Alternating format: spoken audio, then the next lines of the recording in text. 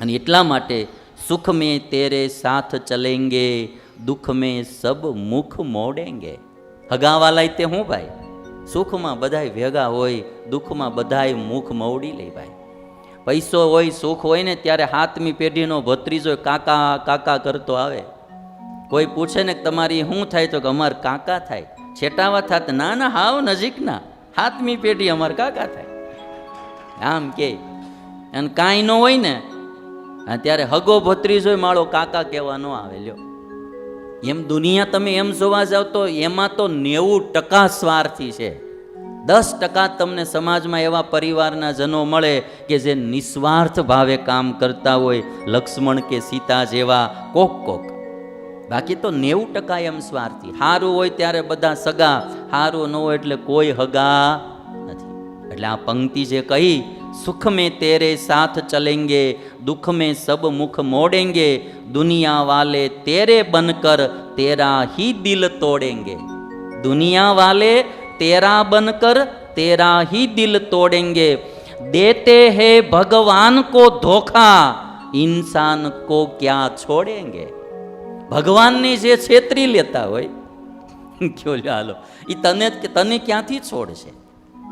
એક ભાઈ નાવ લઈને જતો હતો અને નાવમાં 50 લાખ, આમાં નાવમાં બહુ બધો કિંમતી માલ ભરેલો.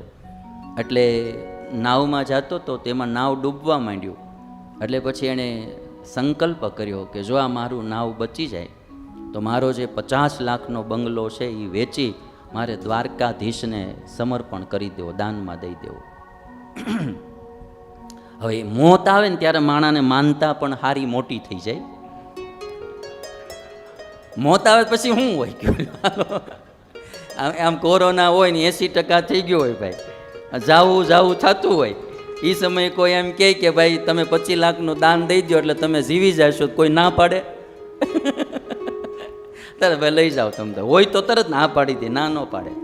એટલે નક્કી કરી નાખ્યું કે 50 લાખનો બંગલો વેચી અને છે મારો 50 લાખનો જે બંગલો છે એ બંગલો વેચીને બંગલામાંથી જે રૂપિયા આવશે એ બધાય હું દ્વારકા, બહુ બુદ્ધિથી કન્ડિશન કર્યો, જો હું આમાંથી બચી જાઉં તો મારો જે બંગલો છે એ વેચી, અને આમ કિંમત 50 લાખની, મારો બંગલો વેચી બંગલાની જે કિંમત આવશે એ હું દ્વારકાધીશને સમર્પિત કરી દઈશ.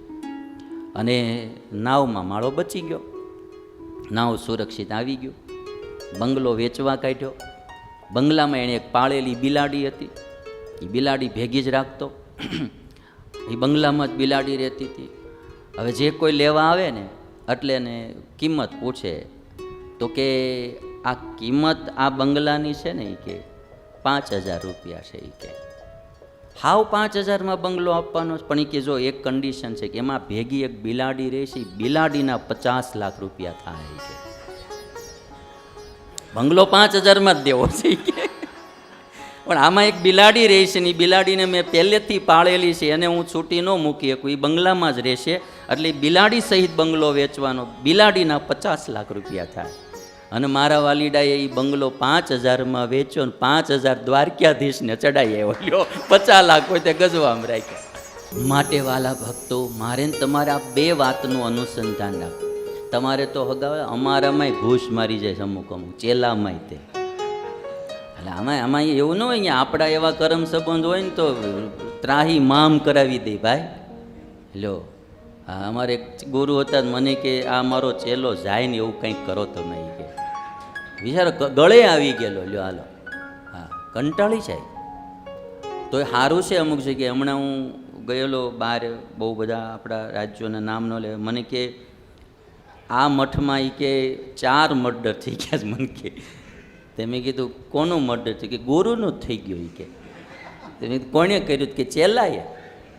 કારણ હું તો મને કે મહંતાઈ નહોતા હોપતા, એમ કે ગુરુ જાય સીટ ખાલી થાય. કે અહીંયા આમ આપને એમ કે આપણો ચેલો, પણ એ ચેલો ન હોય, શત્રુ હોય. કયો એટલે બહુ મોહ રાખ્યા જેવું છે નહીં. કર્તવ્ય બધાએ પોતપોતાનું નિભાવવું જ પડે, નિભાવવું, કરવું, અનુસંધાન રાખવાની વાત છે. ગીતા જ્ઞાન શીખવાડે છે, કર્તવ્ય ચૂકવાની વાત નથી કરતી ગીતા, પણ એક અનુસંધાન હોવું જોઈએ. કાલ સવારે કોઈ અવળું પડ્યું પરિવારમાંથી દુઃખ ન થવું. પછી આમ તમે હરેરી જાઓ, ઉદ્વેગમાં આવી જાઓ, ભાઈએ મારે આમ કર્યું ને પત્ની આમ કર્યું, તમને તેથી ખ્યાલ રહેવો જોઈએ સંસાર આવો જ છે, દુનિયા આવી જ છે, કર્મ સંબંધે બધા ભેગા થયેલા છે, હવનું હવ કામ કરતા જાય, આપણી મોજ તેથી બગડે નહીં જો જ્ઞાન હોય તો. છે આ દુનિયામાં ભાઈ, ક્યારેક હારો ચેલ્લો આવે ને ક્યારેક મોળો આવે, કોઈ હારાય આવે, કોઈ પૂજનારાય આવે ને કોઈ બે ગાળ દેનારાય. એમાં દુનિયા ઈશ્વરે બહુ સરસ બનાવી છે ભાઈ. અહીંયા તમારું જેટલું સન્માન થાય એટલું તમારું અપમાન પણ થાય. અહીં તમે બહુ રૂપિયાવાળા થઈ જાઓ ને તો અમુક પ્રકારના સુખ મળે, એમ અમુક પ્રકારના સુખ પાછા તમારા હાથમાંથી વયા જાય. અટલ બિહારી વાજપેયી કહેતા, વડાપ્રધાન થયા પછી એમને કોઈએ પૂછ્યું કે તમે પહેલાં સામાન્ય જીવન જીવતા ને હવે વડાપ્રધાન તરીકે જીવો, આમાં તમને ભેદ શું લાગે? તો કે વડાપ્રધાન નહોતો ને ત્યારે ગમે ત્યારે ઢાબામાં જઈને ખાઈ શકતો તો, હવે ખવાતું નથી. કે એ ખાવાના થોડાક શોખીન હતા. જેમ આપણે ગમે ત્યારે ગમે ત્યાં બે અને શિંગદાણા ખાઈ લઈએ, એમ એવડાઈને ખવાય નહીં. વડાપ્રધાનો જ કેવી માથાકૂટ, પાણી પીવાનું હોય તો 100 વાર તપાસ થાય. એ જ્યાં જવાના હોય ત્યાં 100 વાર તપાસ થયા કરે, ગાડીઓની તપાસ થયા કરે. આપણી જેમ મોજ આવે ત્યારે ગમે ત્યારે કાંકરીએ તળાવે વયા જાય એમ થોડું થાય. આપણને એમ લાગે કે એને અમુક સુખ, એક સુખ હોય અમુક, તો એમ હામાં અમુક પાછા દુઃખ બી હોય. અમુક નાના માણસ છે સુખ હોય, અમુક મોટા માણસની ન હોય. લ્યો, એટલે ઈશ્વરે બહુ બેલેન્સ રાખ્યું છે. થોડું આત્મજ્ઞાન કે હું આત્મા છું. ફગાવાલા જે કોઈ છે એ બી કર્મ સંબંધે બધા ભેગા થયા છે. આ વાતનું અનુસંધાન મારે ને તમારે રાખવું. ઘણીવાર બધા દેખાતું બહુ સારું હોય, જ્યારે ટાણું આવે ને તેથી ખબર પડે કે આ માયલું માળું કાંઈ નથી. હા, અમુક વસ્તુ તો જિંદગીના એન્ડમાં ખબર પડશે. એક બાપા આપણે પધરામને ગયા હતા તો હા મને કે, મને એને વાત જે કરીને મને કે અમારી જુવાનીમાં અમને તમારા જેવા કોઈ સંત નહોતા મળ્યા, ખોટા કામ થઈ ગયા. એ કે હા, એ કે જો પહેલેથી આ વાત મળી હોત તો અમારેથી ખોટા પગલાં ન ભરાત. પછી પસ્તાવો થાય છેલ્લી જિંદગીએ, છેલ્લી ઉંમરે. એટલે આ જ્ઞાનની બહુ જરૂર છે વિવેક માટે. આપણું ઉપરનું રૂપ બહુ જુદું હોય છે અને ભીતરનું રૂપ બહુ જુદું હોય છે. અને આપણે સતત એક જ વિચારતા હોઈએ છીએ કે મારું આ અંદરનું રૂપ કોઈ ભાળતું નથી ને, પણ એક જેને ભાળવાનું છે એ તો ઈશ્વર ભાળતો જ હોય છે.